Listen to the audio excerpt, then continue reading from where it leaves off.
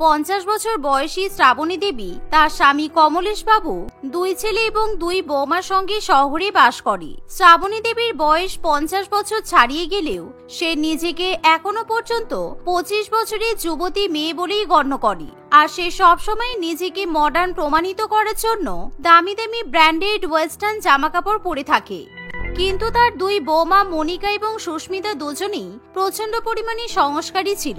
তারা সবসময় খুবই ভদ্রসভ্য পোশাক আশাক পরত, আর বেশিরভাগ সময় তারা দুজনে শাড়ি পরেই থাকতো। এমনকি তারা বাড়িতে শাড়ি পরেই বাড়ির সমস্ত কাজকর্ম করত।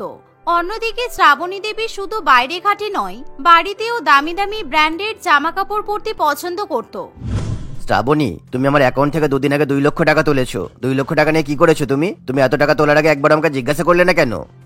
আরে বাবা, মাত্র 2 লক্ষ টাকাই তো তুলেছি। তুমি এরকম করছো যেন আমি তোমার অ্যাকাউন্ট থেকে 2 কোটি টাকা তুলে নিয়েছি।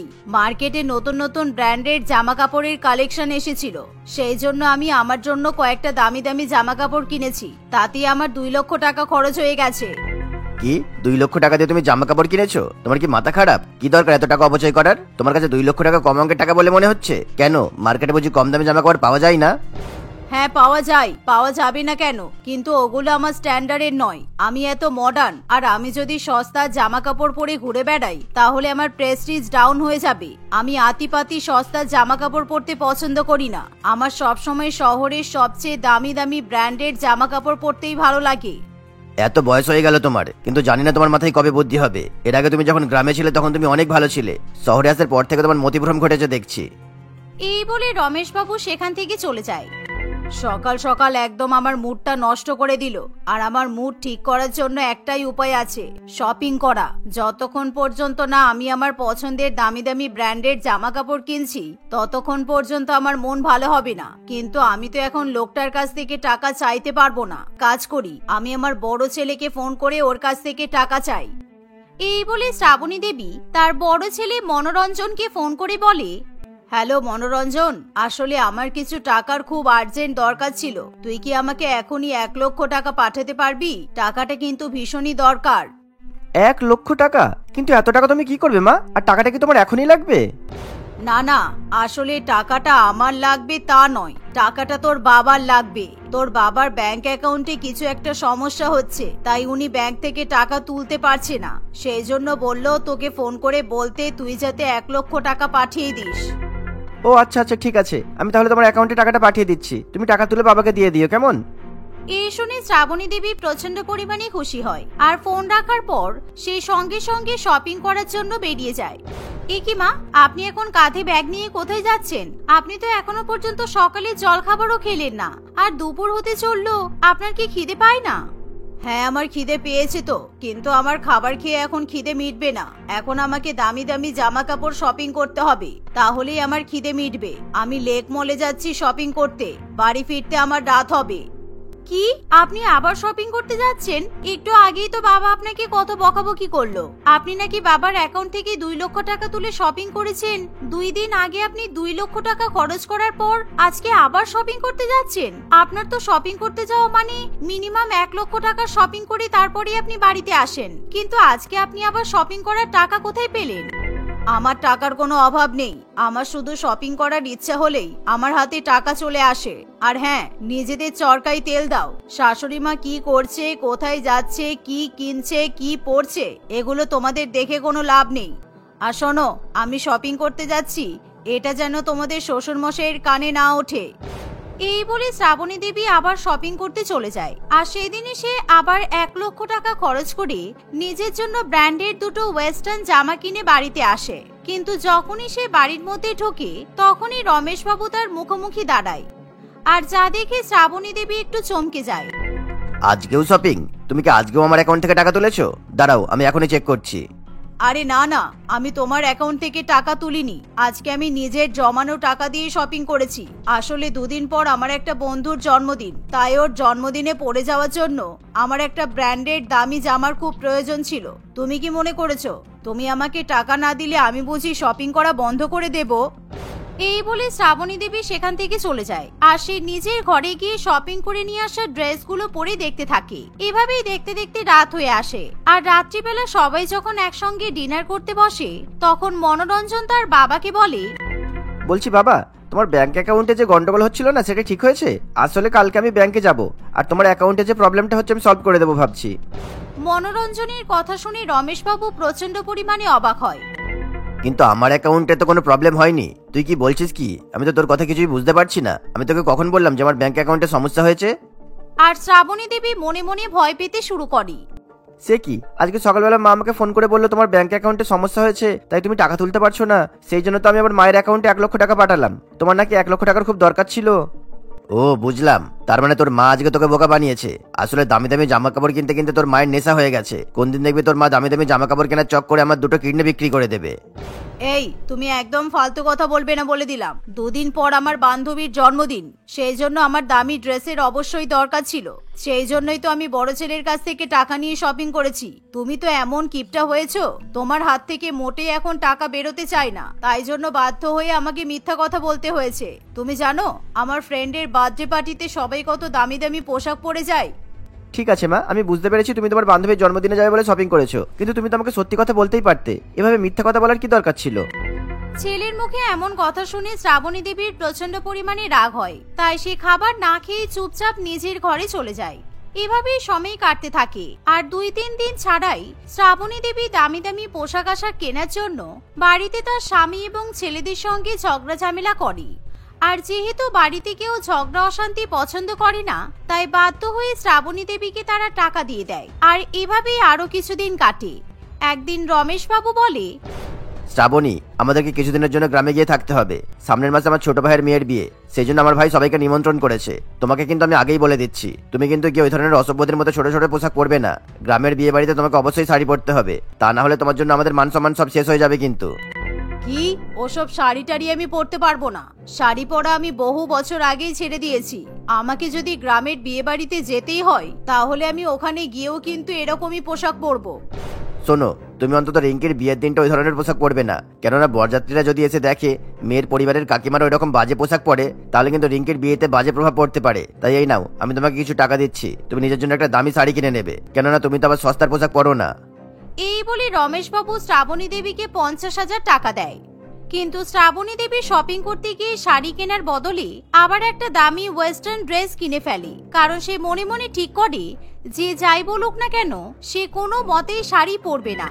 এভাবেই দেখতে দেখতে 1 সপ্তাহ কাটে আর তারা সবাই মিলে গ্রামে চলে যায়। গ্রামে গিয়েও শ্রাবণী দেবী নিজেকে বড়লোক প্রমাণিত করার জন্য সবসময় দামি দামি পোশাক আশাক পরতে শুরু করে। কিন্তু যা দেখে গ্রামের সকলেই শ্রাবণী দেবীকে নিয়ে নিন্দা করে। আর একদিন শ্রাবণী দেবী যখন গ্রামের রাস্তা দিয়ে হেঁটে যায়, এমন সময় হঠাৎই একটা গাড়ি তার গায়ে জলকাদা ছিটিয়ে সেখান থেকে চলে যায়। ইস, অসভ্য লোক একটা, আমার 1 লক্ষ টাকা দামের ড্রেসটা একেবারে নষ্ট করে দিল। আজকে প্রথমবার আমি এই ড্রেসটা পরলাম। উফ, এই গ্রামে এসে আমি যে বড্ড ভুল করে ফেলেছি। শ্রাবণী দেবীর কথা শুনে সেই গ্রামেরই একজন প্রতিবেশী মদন বাবু অবাক হয়ে বলে, এই কালু, ওই ভদ্রমহিলা কি বলছে রে? একটুখানি রুমালের মতো পোশাকের দাম নাকি 1 লক্ষ টাকা? শহরের লোকেরা তো বোকা হয় কেন বলতো?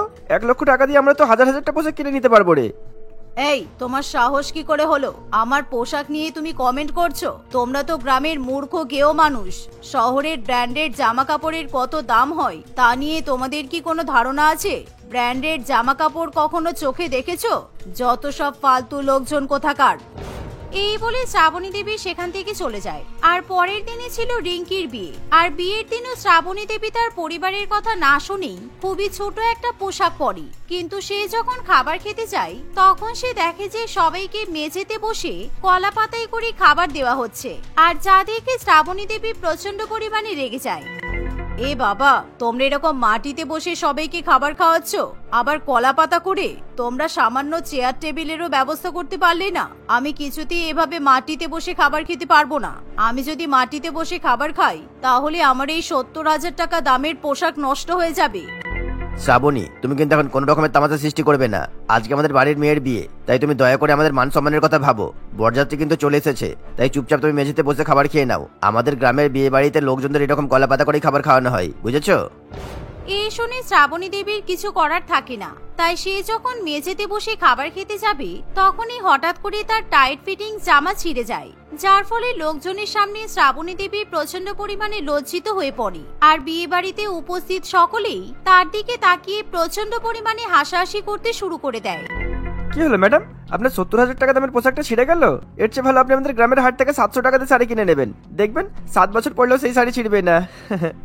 এভাবেই শ্রাবণী দেবী সবার সামনে প্রচন্ড পরিমাণে লজ্জিত হয়ে পড়ে আর সে কাঁদতে কাঁদতে সেখান থেকে চলে যায়।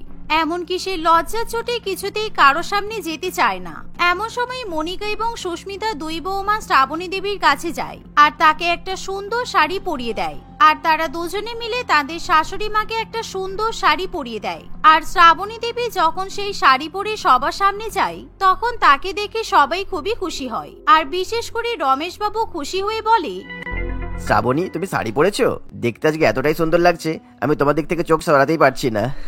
আমি জানতাম না আমার বউকে দেখতে এত সুন্দর। চুপ করো তুমিও না, আমার তো লজ্জা পাচ্ছে।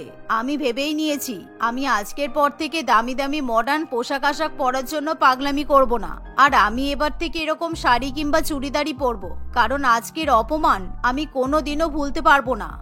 শ্রাবণী দেবীর কথা শুনে তার পরিবারের সকলেই প্রচন্ড পরিমাণে খুশি হয়। আর সত্যি সত্যি সেই ঘটনার পর থেকে শ্রাবণী দেবী নিজেকে পুরোপুরিভাবে পরিবর্তিত করে নেয়। সে ওয়েস্টার্ন ব্র্যান্ডেড মডার্ন ড্রেসের পেছনে টাকা নষ্ট করে না, বরঞ্চ সে এখন সবসময় শাড়ি কিংবা চুড়িদার পরেই থাকে। সীমা তার বাবা জমিদার রামরতন বাবু এবং মা কমলা দেবীর সঙ্গে বাস করে। সীমা দেখতে খুবই সুন্দর ছিল। তাদের পাশের গ্রামের এক ভালো যুবক তরুণের সঙ্গে সীমার বিয়ে ঠিক করে। তরুণ সরকারি দপ্তরে চাকরি করে আর সীমাকে দেখা মাত্রই তরুণ এবং তার বাবা মায়ের সীমাকে খুবই পছন্দ হয়। ফলে তারা বিয়ের দিন ঠিক করে ফেলে। আর যতই বিয়ের দিন এগোতে শুরু করে ততই গ্রামের জমিদার রামরতন বাবুর বাড়ি আলোর রোশনাতে সেজে ওঠে। সীমার বিয়ের আগে সবাই খুবই আনন্দ করে, তার গায়ে হলুদ এবং মেহেন্দির অনুষ্ঠানও পালন করে এবং সবাই ভীষণ পরিমাণে নাচানাচি করে।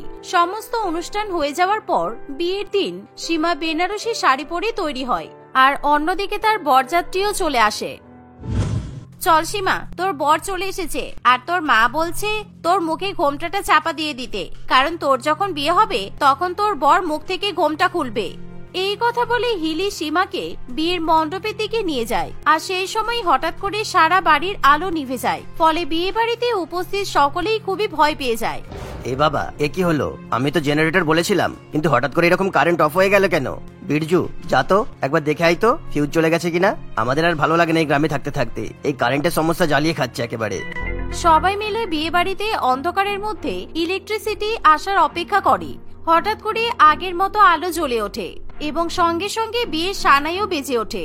তখন সীমার হবু শাশুড়ি মা পরিদেবী সীমার কাছে এসে বলে, বৌমা, তুমি এখন মুখ থেকে ঘোমটাটা খুলতে পারো, কারণ এক্ষুনি তোমার সঙ্গে আমার ছেলের বিয়ে হবে। তাই আমি তোমার ঘোমটা খুলে তোমার মুখটা দেখতে চাই যে তোমাকে কতটা সুন্দর সাজিয়েছে। তাই তুমি একদম আমার সামনে লজ্জা পেও না।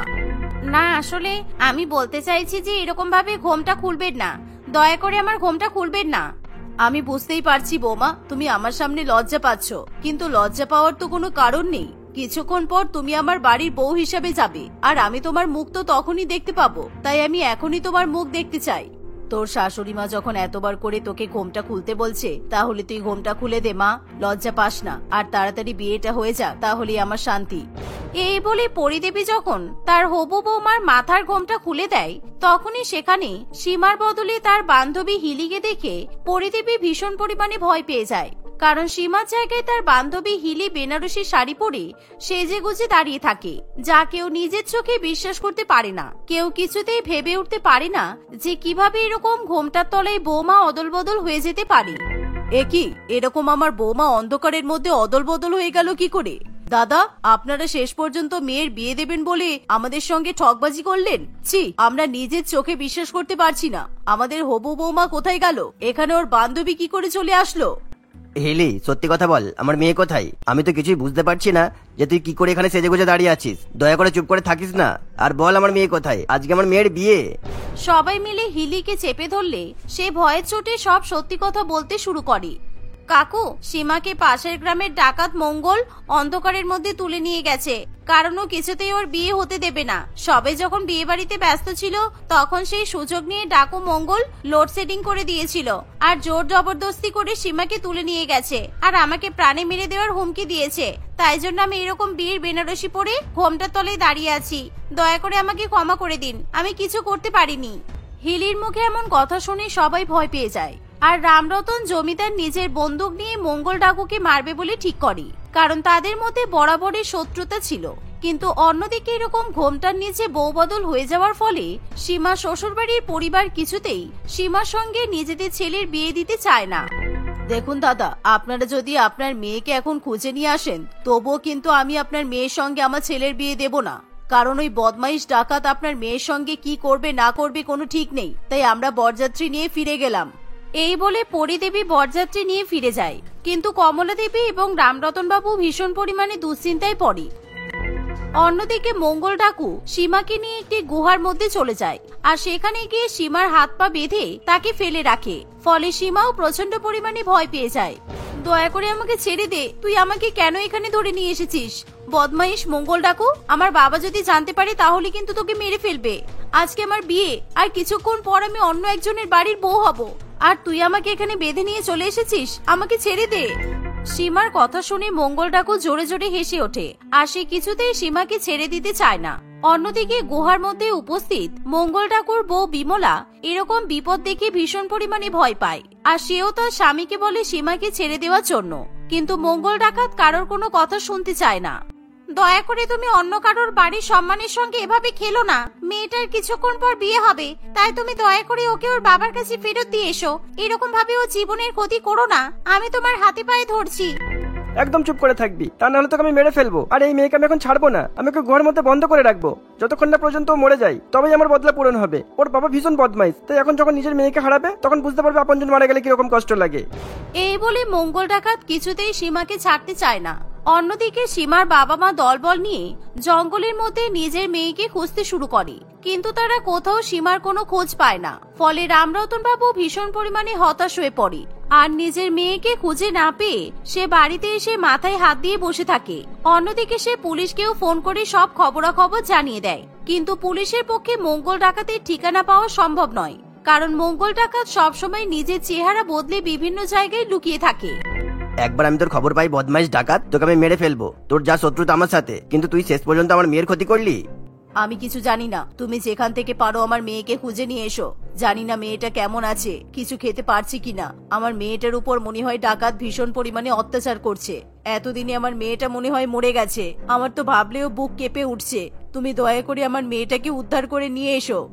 এইভাবে সীমার বাবা মা ভীষণ পরিমাণে দুশ্চিন্তা করতে থাকে আর সেই সাথে তারা নিজেদের খোঁজও চালিয়ে যায়, কিন্তু তবুও তারা সীমার কোনো খোঁজ পায় না। অন্যদিকে মঙ্গল ডাকাত সীমাকে গুহার মধ্যে বন্ধ করে একটা বড় পাথর গুহার মধ্যে চাপা দিয়ে দেয়, যাতে সীমা পালাতে না পারে। কিন্তু বিমলা দয়ালু হওয়ায় সে সীমাকে রুটি এবং তরকারি খেতে দেয়। তুমি চিন্তা করো না, আমি মঙ্গলকে নিশ্চয়ই বোঝাবো যে তোমাকে তোমার বাবা মায়ের কাছে দিয়ে আসতে। আর এখন তুমি তাড়াতাড়ি খেয়ে নাও, কারণ ও যদি দেখে তাহলে কিন্তু সর্বনাশ হয়ে যাবে। এই নাও, আমি তোমাকে খাইয়ে দিচ্ছি। না, আমি কিছু খেতে চাই না। তোমার বরের জন্য আমার বিয়ে ভেঙে গেল, আর তোমার বরের সঙ্গে আমার বাবার এতদিনের কিসের শত্রুতা আমি কিছুই বুঝতে পারি না। আর উনি এরকম ডাকাতি বা হয়ে গেলেন কি করে? আমার কিছু ভালো লাগছে না, আমার বিয়ে ভেঙে গেল। তুমি আমাকে এখান থেকে মুক্তি দাও।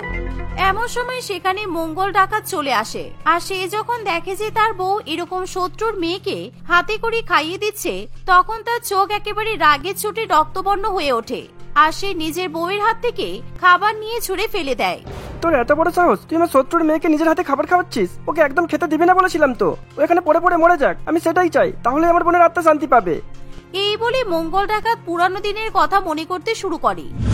আজ থেকে প্রায় 25 বছর আগে মঙ্গল ডাকাত তার বোনের সঙ্গে সুখে শান্তিতে সংসার করত, কিন্তু সেই সময় সে ডাকাত ছিল না। তুই চিন্তা করিস না বোন, আমি তোর সাথে রামরতনের বিয়ে দেবো। আর কে বলেছে উনি তোকে পছন্দ করে না? আমি যাচ্ছি, গিয়ে রামরতন বাবুর সাথে কথা বলছি, আর তুই ওদের বাড়ির ঠিকই বউ হবি, বুঝেছিস? এই বলে মঙ্গল নিজের বোনকে নিয়ে রামরতন বাবুর বাড়িতে যায়, কিন্তু মঙ্গল যেহেতু গরিব ছিল তাই কিছুতেই গ্রামে জমিদার তার বোনকে বিয়ে করতে চায় না। আর জমিদার মঙ্গলের বোনের সঙ্গে সমস্ত সম্পর্ক অস্বীকার করে। আর এই কষ্ট মঙ্গলের বোন কিছুতেই সহ্য করতে পারে না, ফলে সে কুয়োর মধ্যে ঝাঁপ দিয়ে নিজের প্রাণ ত্যাগ করে। এরকম পুরানো কথা মনে পড়লে মঙ্গল ডাকাতের চোখে জল চলে আসে। এমনকি সীমাও তার বাবার কাণ্ডকীর্তির জন্য চুপ করে থাকে। আমি সেই জন্যই তোকে তোর বিয়ের দিন তুলে নিয়ে এসেছি, যাতে তোর বিয়ে হতে না পারে। আমি চাই আমার বোন যেমন কষ্ট পেয়ে মারা গেছে, তুইও ঠিক সেই রকম ভাবে মরবি। তাহলে তোর বাবা বুঝতে পারবে আপনজন হারানোর কষ্ট কাকে বলে। যখন সারা জীবন চোখের জল ফেলবে তখনই আমার বদলা পূরণ হবে। এরকম বদলা পূরণ করলে শান্তি পাওয়া যায় না মঙ্গল, তুমি ভুল করছো। তুমি দয়া করে আমাকে ছেড়ে দাও। আমি বুঝতে পারছি আমার বাবা তোমার সঙ্গে অনেক বড় অন্যায় করেছে, কিন্তু এতে আমার কি অন্যায় বলো? আমাকে দয়া করে তুমি ছেড়ে দাও। মঙ্গল কিছুতেই সীমার কথা শুনতে চায় না। অন্যদিকে মঙ্গলের ছেলে গুড্ডু বাইরে পাথর নিয়ে খেলা করতে করতে একটা সাপ তার সামনে চলে আসে, কিন্তু গুড্ডু সাপটিকে দেখতে পায় না। আর সাপ গুড্ডুর পায়ে কামড়ে দিলে গুড্ডু তখনই অজ্ঞান হয়ে পড়ে যায়। সেই সময় বিমলা যখন বাইরে যায় তখন নিজের ছেলের এরকম অবস্থা দেখে সে কাঁদতে কাঁদতে ভেতরে এসে বলে, তুমি এই মেয়েটাকে পরে শাস্তি দেবে, আগে বাইরে চলো। আমাদের ছেলের মুখ থেকে গ্যাজলা উঠে অজ্ঞান হয়ে পড়ে আছে। মনে হয় আমাদের ছেলেকে সাপে কামড়েছে। কতবার বলেছি তুমি এই গুহা ত্যাগ করো, না হলে আমাদের জীবনে বিপদ হবে। দেখেছো আজকে তোমার এই গুহার জীবন কাটানোর জন্য আমাদের ছেলের প্রাণ যেতে বসেছে। এখনই আমাদের ছেলেকে কোনো কবিরাজ কিংবা ডাক্তারের কাছে নিয়ে যেতে হবে, যাতে শরীর থেকে বিষ বেরিয়ে যায়। তা নাহলে আমাদের ছেলে মারা যাবে। আমি আমার ছেলেকে আর হারাতে চাই না। একবার বোনকে হারিয়েছি, আমি আর কাউকে হারাতে চাই না। এই কথা শুনে মঙ্গল খুবই ভয় পেয়ে যায়। আর সে বাইরে গিয়ে দেখে যে তার ছেলে অজ্ঞান হয়ে পড়ে আছে। এর ফলে মঙ্গলও খুব কান্নাকাটি করতে থাকে। মঙ্গল কোনো রকমে তার ছেলেকে গুহার মধ্যে তুলে নিয়ে আসে।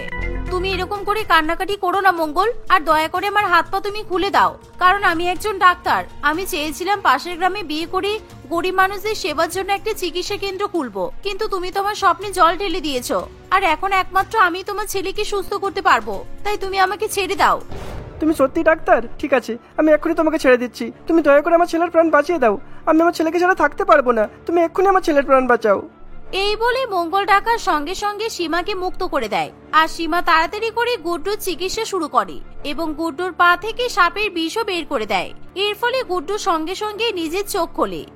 সীমা, তোমাকে অনেক ধন্যবাদ। তুমি যদি আজকে আমার ছেলেকে সুস্থ না করতে তাহলে আমার ছেলে বাঁচতো না। কিন্তু আমার বর তোমার সঙ্গে অনেক অন্যায় করেছে, কিন্তু তবুও তুমি আমার ছেলেকে সুস্থ করে তুলেছো।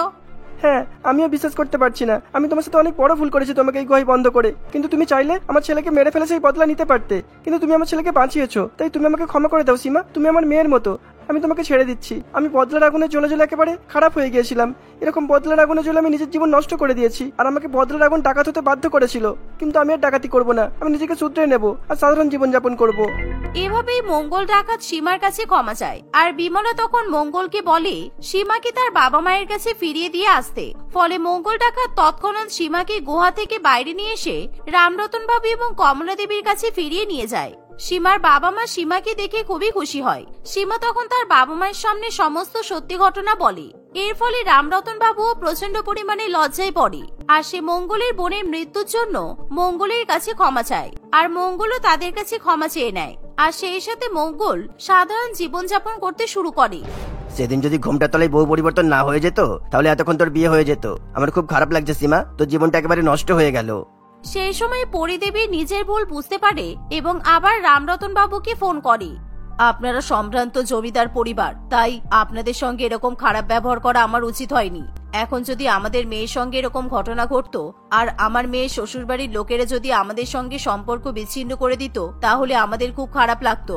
তাই আমরা ঠিক করেছি আপনাদের মেয়ের সঙ্গে আমার ছেলের বিয়ে দেব। সত্যি আপনাদেরকে অনেক ধন্যবাদ। আপনারা অনেক ভালো মানুষ যে আমাদেরকে ক্ষমা করে দিয়েছেন। তাই আমি আবার বিয়ের প্রস্তুতি নিচ্ছি। এই বলে রামরতন বাবু আবার নিজের মেয়ের বিয়ের জন্য প্রস্তুতি নেয়। কিন্তু এবার আর ঘোমটার নিচে বউ বদল হয় না। আর সীমার সঙ্গে তরুণের খুবই ধুমধাম করে বিয়ে হয়।